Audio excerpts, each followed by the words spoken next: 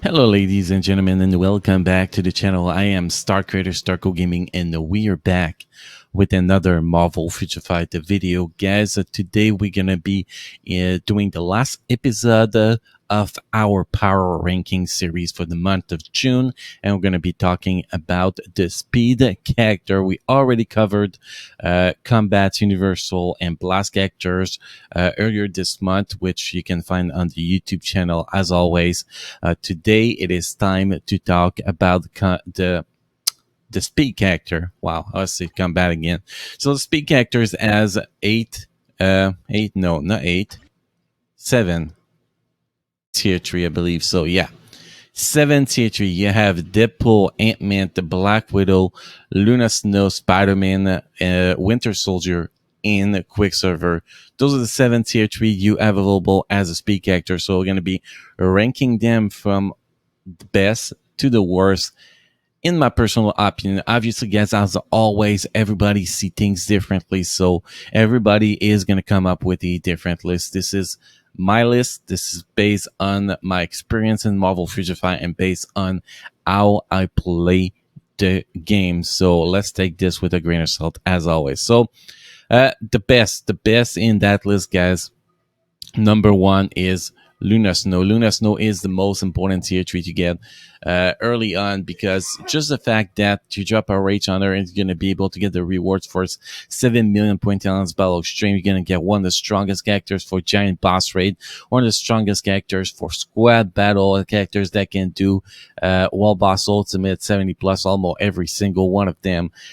She definitely deserves that. But yes, she is lacking in PvP, but she brings so much to you in PvE that I do think she definitely deserves that number one position. You can also play her with the CTP of Judgment if you have that over a CTP of Rage. So she is definitely, in my personal opinion, the number one character to actually number one speed characters to actually need a tier 3 advancement, in my opinion. Again, in position number two, we have Deadpool, because with that lady Deadpool, holiday party Deadpool uniform, she is literally the best wall boss ultimate character in the game, and she can actually be very, very solid in PvP with that forward skill, that iframes. So she is definitely one. Or he is. It's so weird to say she for Deadpool, but whatever. She is definitely one of the most complete character in Marvel Future Fight, at least in the speed category. Like I said, you can do Corvus, you can do Core, you can do Proxima, you can do Spider-Man, not Spider-Man, but Quicksilver. You can do Cable, you can do whatever, which one I mean, Scarlet Witch. I miss Scarlet Witch. All those wall boss ultimate at stage 99. There's literally nobody else that can actually achieve that. So Deadpool, and probably could do Apocalypse to stage 99 too. I did not try this one. I haven't seen anything about it, but I'm pretty sure the Lady Deadpool could do that. So without a single doubt, guys, the best wall boss ultimate character in the game. So we have to put this character there. Also meta for squad battle in Premium League. Solid characters for giant boss raid, can solo both Galactus and Master Mode. Alliance Battle Extreme, not so much, but can definitely give you your 1-2 million point in Alliance Battle Extreme. So it's actually not that bad, literally really far from the power of Luna Snow, though. And PvP, well, PvP, I will consider Lady Deadpool, your holiday party, a top 10 PvP characters, especially if you play her manually on timeline battle. She can literally kill everything, including Jean Grey and Silver Surfer. So very, very, very solid tier 3 character, guys. Definitely deserve the position number 2 in that list. Position number 3, we're going to be going with Quicksilver. Quicksilver, even though I don't have him, I do know a little bit about him.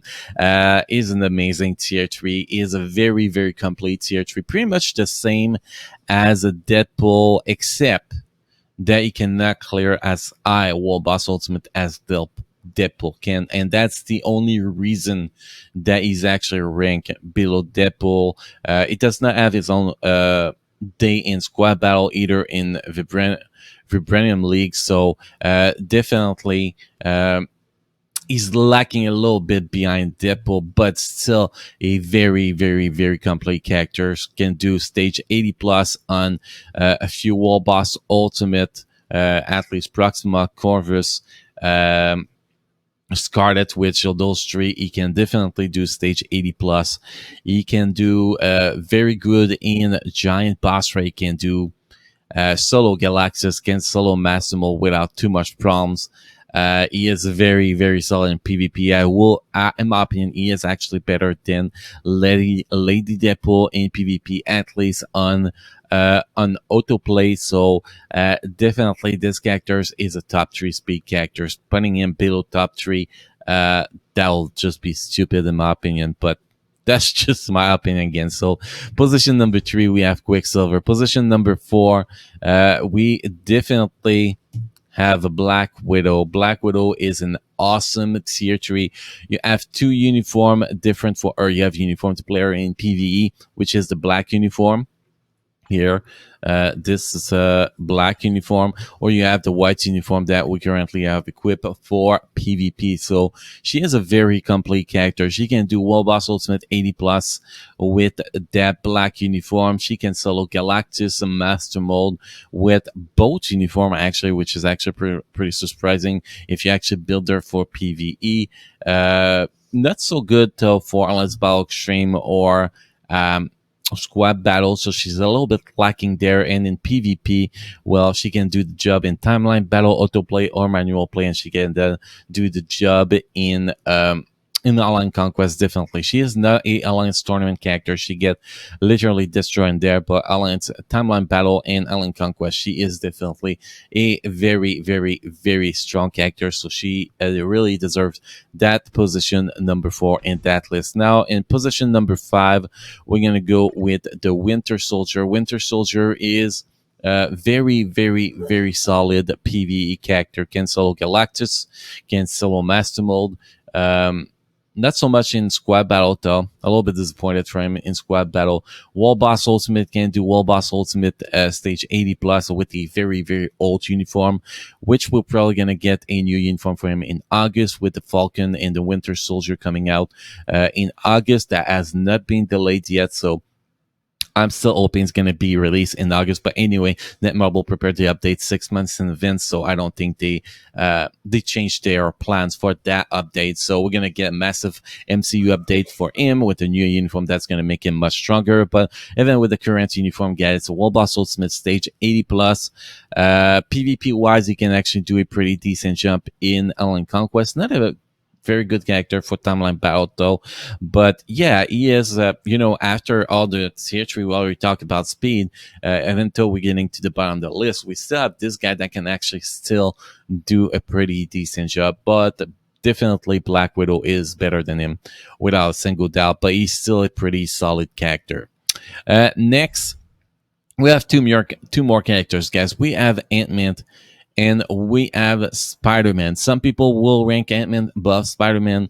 Some people will rank Spider-Man above Ant-Man. Personally, I'm going to rank Spider-Man above Ant-Man for one specific reason. They're mostly just PvP characters, Alliance Conquest characters these days. That's pretty much the only place they are actually useful. But the little advantage that Spider-Man has on Ant-Man, because they can clear about the same wall boss ultimate stage, is that Spider-Man with the red uniform can actually do a better job than Ant-Man against Galactus. There is people that did solo Galactus with Spider-Man with the CTP of Rage with the red uniform from Far From Home. So this is literally the only reason why I'm ranking Spider-Man above Ant-Man. Both are about the same level, but because in that specific game mode against Galactus, Spider-Man can do a little bit better than Ant-Man, which is last year. Because of that, we have to put Spider-Man above Ant-Man. But Ant-Man is still a good PvP character for Alliance Conquest or Timeline Battle if you play him manually, same as Spider-Man. It's not bad characters, and you have the advantage with with Ant-Man that you don't actually need immunity to guard break on him because it's native to his uniform. So you can actually drop a CTP of energy on this guy or a CTP of rage if you really want to. Actually, that will be pretty great. And just go in PvP with that.